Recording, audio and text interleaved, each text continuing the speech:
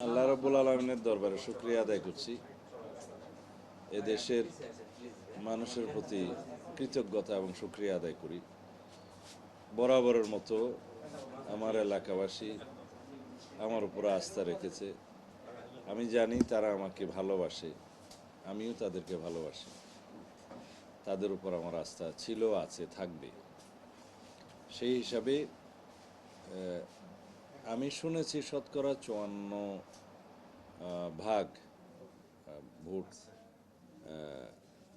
Casting হয়েছে আর কি, total ভোটের। তাতে আমার প্রাপ্ত ভোটের সংখ্যা আমি এখনো অ্যাকিউরেট জানি না। সম্ভবত প্রতিদ্বন্দ্বী প্রার্থীর সাথে ব্যবধানটা 1 লক্ষের কাছাকাছি হতে পারে।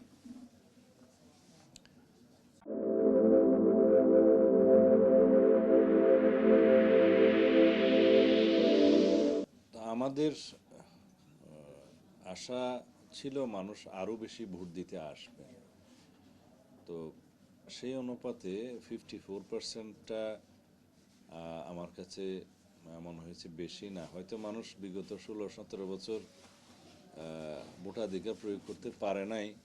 সেই জায়গায় হয়তো অনেকেই হয়তো এখনও সাহস করে ভোট সেন্টারে হয়তো আসতে চায়নি, যদি বিগত দিনের মতো কিছু হয়।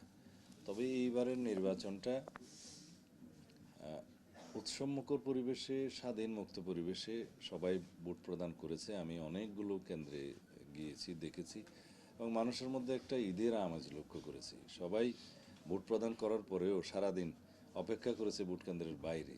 আমি তাদের কাছে জিজ্ঞেস করলাম কেন সবাই অপেক্ষা করছে। বলে যে আমাদের কাছে খুব ভালো লাগছে, আমরা খুবই আনন্দিত, এবং এটা ঈদ ঈদ লাগছে। অনেকে বলছে আমাদের কাছে ঈদ ঈদ লাগছে। তার মানে হলো মানুষ ভোটের প্রতি আস্থা ফিরে এসছে। তো এই হার আরও বেশি হলে ভালো হতো, ভোট প্রদানের হার। যাই হোক, এই ভোটটা বাংলাদেশের মানুষের গণতান্ত্রিক অধিকার নিশ্চিত করার ক্ষেত্রে সবচাইতে গুরুত্বপূর্ণ ভূমিকা পালন করবে।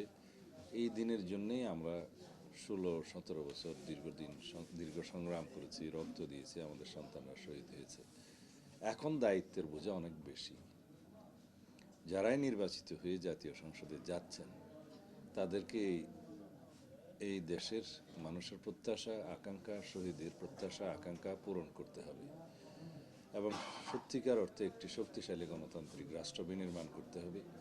রাষ্ট্র কাঠামোর গণতান্ত্রিক সংস্কার করতে হবে, সংবিধানের গণতান্ত্রিক সংস্কার সাধন করতে হবে, এবং সমস্ত রাষ্ট্রীয় এবং সংবিধিবদ্ধ প্রতিষ্ঠানের এমনভাবে সংস্কার করতে হবে সেই প্রতিষ্ঠানগুলো যেন গণতন্ত্রের রক্ষা কবচ হয়, একই সাথে জনগণের সেবা যেন তারা আইনানুগভাবে করতে পারে। সর্বোপরি বিচার বিভাগের স্বাধীনতা নিশ্চিত করা, তত্ত্বাবধায়ক সরকার পদ্ধতি ফিরিয়ে নিয়ে আসা, সত্যিকার স্বাধীন নির্বাচন কমিশন গঠন করা, এবং সত্যিকার গণমাধ্যমের স্বাধীনতা নিশ্চিত করা। এর মধ্য দিয়ে একটি দুর্নীতিমুক্ত সাম্যের বাংলাদেশ গড়ে উঠবে। আমরা যদি দুর্নীতিমুক্ত বাংলাদেশ গড়ে না তুলতে পারি, তাহলে কোনো কিছুই আমরা কার্যকর করতে পারবো না। সেজন্য আমাদের অনেকগুলো ক্ষেত্র আছে দুর্নীতিমুক্ত করা এবং সুশাসন নিশ্চিত করা, সাথে সাথে দেশের অর্থনৈতিক উন্নতি, সমৃদ্ধি এবং জনগণের অর্থনৈতিক মুক্তি আনায়ন করা। এগুলো সবগুলোই চ্যালেঞ্জ, কিন্তু ইনশাআল্লাহ আমরা শুরু করব। এই হচ্ছে আমাদের অঙ্গীকার এবং প্রত্যাশা। জাতীয় ভিত্তিতে আমরা আমাদের ইশতেহারে সেটা প্রকাশ করেছি, এবং আমরা কি করতে চাই জনগণের জন্য সেটা আমরা সুস্পষ্টভাবে জনগণের সামনে উপস্থাপন করেছি, জাতির সামনে উপস্থাপন করেছি। সেটা ইশতেহারে আছে, 31 দফাতে আছে, এবং জুলাই জাতীয় সনদেও অনেকগুলো বিষয় রাজনৈতিক সমঝোতা হয়েছে। এগুলো সবগুলোই বাস্তবায়ন করতে হবে। আমরা আমাদের অঙ্গীকার, আমাদের প্রতিশ্রুতি বাস্তবায়নের জন্য প্রতিজ্ঞাবদ্ধ।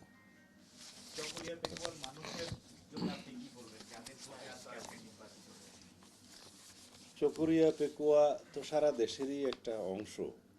তো যেহেতু আমি এই এলাকারই নির্বাচিত প্রতিনিধি ছিলাম, আমার সহধর্মিণীও আমার অনুপস্থিতিতে আমি যখন কারাগারে ছিলাম তাকেও এই এলাকার মানুষ আমার চাইতে বেশি ভোটের ব্যবধানে নির্বাচিত করেছে। সুতরাং তাদের প্রতি আমার দায়বদ্ধতা অনেক বেশি। এই এলাকার মানুষ ব্রিটিশ আমল থেকে পাকিস্তান আমল পর্যন্ত বাংলাদেশের একটা প্রায় 20 বছর পার হয়ে যাওয়ার পরেও উন্নয়নের ছোঁয়া পায়নি এই এলাকা। আমার এখানে শৈশব কেটেছে, কৈশোর কেটেছে। আমি এখানে কাদামাখা মাটিতে হাঁটতে হাঁটতে আমি আমার স্কুল লাইফ শেষ করেছি। আমার তখন থেকেই স্বপ্ন ছিল, প্রত্যয় ছিল যে এই এলাকার জন্য যদি কিছু করার সুযোগ হয়, আল্লাহ রাব্বুল আলামিন সুযোগ দেয়। তা আমি বড় সৌভাগ্যবান। আমি জীবনে অনেক স্ট্রাগল করেছি এই দেশের জন্য। আমি আমার প্রায় জীবন বিসর্জিত হয়েছিল। আমি অনেক বেশি ডেমোক্রেটিক স্ট্রাগল করেছি, গণতান্ত্রিক সংগ্রামে। কিন্তু তারপরেও আমি অনেক সৌভাগ্যবান। আল্লাহ রাব্বুল আলামিন আমাকে কখনো পরাজয়ের মুখ দেখায়নি, গ্লানির মুখ দেখায়নি। আমি বিজয়ীর বেশে এই দেশে ইজ্জতের সাথে সম্মানের সাথে প্রত্যাবর্তন করতে পেরেছি ফেসিবাদ মুক্ত বাংলাদেশে। এই শুকরিয়া আমি আমার শেষ মুহূর্ত পর্যন্ত আদায় করে যাব। সেটা আমি কৃতজ্ঞতা প্রকাশ করছি আমার দেশবাসী। আমার আমি যখন আমাকে যখন গুম করা হয়েছিল, তারা আমার জন্য আল্লাহর দরবারে মোনাজাত করেছে, কেঁদেছে, এবং এই দেশের মানুষ সংগ্রাম করেছে।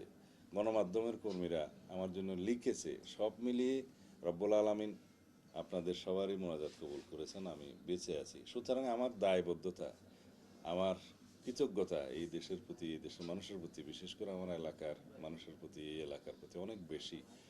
আমার প্রতিশ্রুতি অনেক আছে। আমি চেষ্টা করব প্রতিশ্রুতির চাইতেও বেশি অনেক জন আশা পূরণ করার জন্য, জনপ্রত্যাশা পূরণ করার জন্য।